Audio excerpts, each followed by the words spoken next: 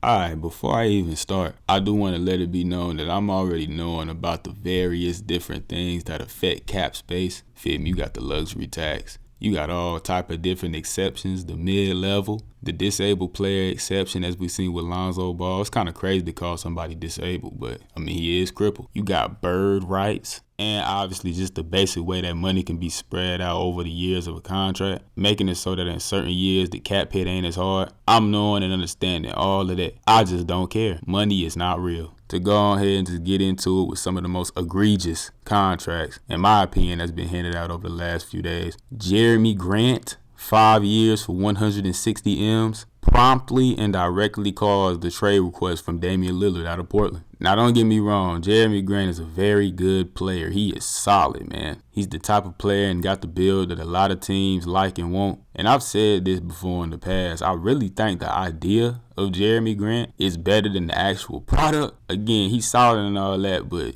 over $30 million a year. He making more than Chris Middleton, I believe. And he got an extra year. Is that not insane to say out loud? Let's talk about the big spenders of free agency, the Houston Rockets. They've done things that I truly hate, strictly speaking on the development of their abundant amount of young talent they still have on the roster. Granted, everybody they got on the team is still on rookie contracts, so it's like somebody gotta get paid. But 40 M's per year for Fred VanVleet is asinine. Also, Dillon Brooks got him a very solid bag as well. Two very good players that make them a lot better, obviously. Houston's clearly tired of being garbage juice, and so moves like these will definitely make them a lot better. My question is, are Fred and Dillon Brooks the type of players that you want to have on a team full of youngins? Because not too sure the type of mentors or leaders they are in those regards. Now, in terms of culture building, oh yeah, Dillon Brooks is your guy. You know, he's also going to take a lot of stupid shots. Him and Fred, low-key, these are two of the premier shot chuckers in the league. But in terms of just getting better, I guess, these are good moves for Houston. Kyle Kuzma back in Washington on a $102 million contract. Interesting. I wonder what his market was really like. I'd imagine it was at least decent, but Washington throwing him a solid bag and a prominent role in their offense, so I'm sure he cool. Speaking of Washington, I'm sure they're going to be very exciting to watch this year with Tyus Jones, Jordan Poole, and Kyle Kuzma. That's a solid 27-win team, but they're going to be fun while they getting whammed every night. And I can't wrap this up without mentioning the Golden State Warriors, the prime example of why salary cap is not real. Obviously gave up Jordan Poole to acquire Chris Paul, which is hilariously ironic. Not the biggest fan of the move right now, to be honest. I don't really like it. And they also brought Draymond back on a little $100 million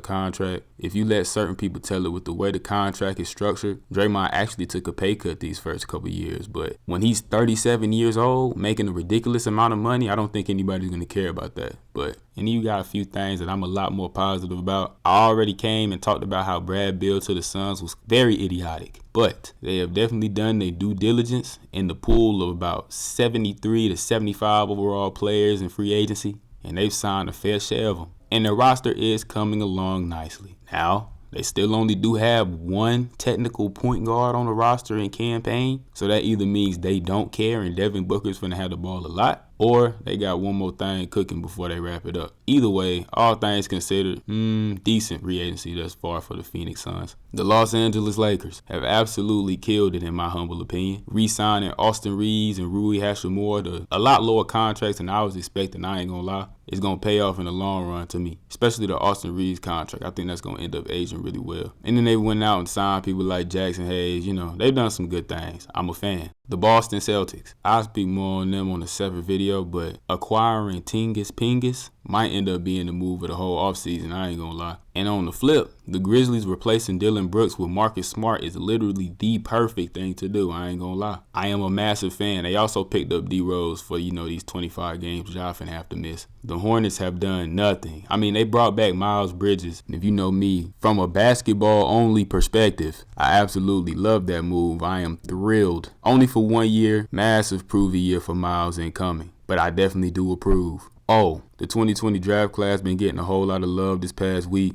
Tyrese, Melo, Ant have all signed massive $200 million contract extensions. Well deserved from all of them. Great young talent. And Tyrese Maxey has also been getting gassed to oblivion. So much so that apparently Philly believes Tyrese Maxey is the greatest basketball player of all time, and that nobody that's ever touched a basketball in the history of the game is worth giving him up for. So free agency's been quite fun and quite unpredictable in my humble opinion. Most of the big moves are done now, but there's definitely some big splashes still to be made. So